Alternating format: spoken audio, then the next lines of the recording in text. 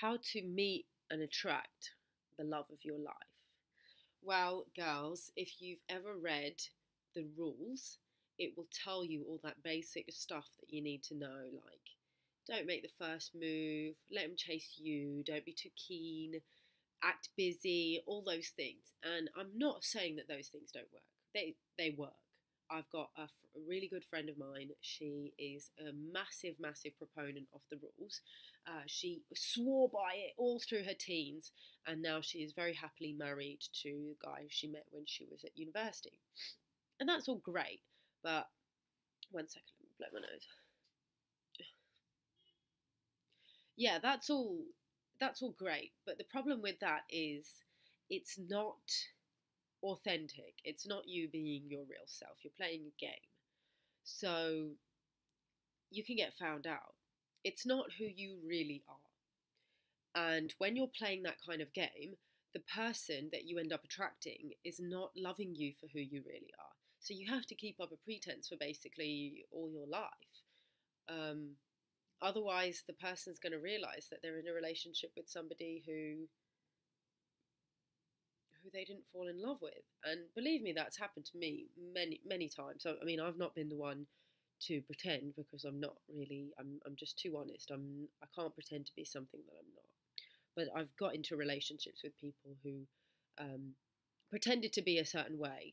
And then it became obvious, sometimes after several years, that they were not the person that they originally presented themselves to be.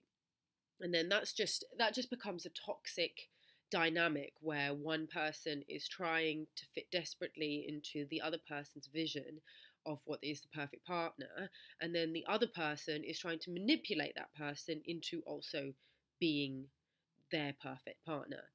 So there's probably people out there going, so now who the fuck are you to give relationship advice when you're single? You're not even in a relationship. Well, what I will say to that is untrue, my friend. That is completely incorrect. Get your facts right. I am actually in a really, really loving long-term relationship. Let me show you my lover. See her there? That's my girl. Yep.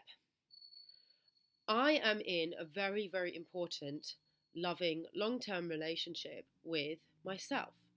And ultimately, the problem with books like The Rules and other dating advice for not only for women but also for men is that it's trying to get you to pretend to be the kind of person who loves yourself enough to be true to yourself and to be committed to yourself.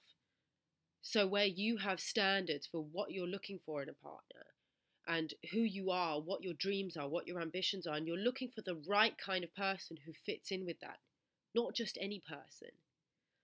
I mean, this particular friend of mine that I was talking about, one of her main ambitions in life was to get married.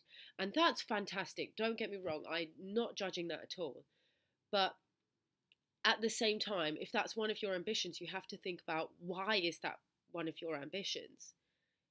Is it because because you think that's going to bring you happiness? Well, then you have to think, what is it about that that's going to bring you happiness? You're not just going to want to be married to anyone. You have to think about what kind of person you want to be with. And you can only figure that out by having a relationship with yourself first. So my advice to you is, if you are looking for the love of your life, start looking for it in the right place. That's in here.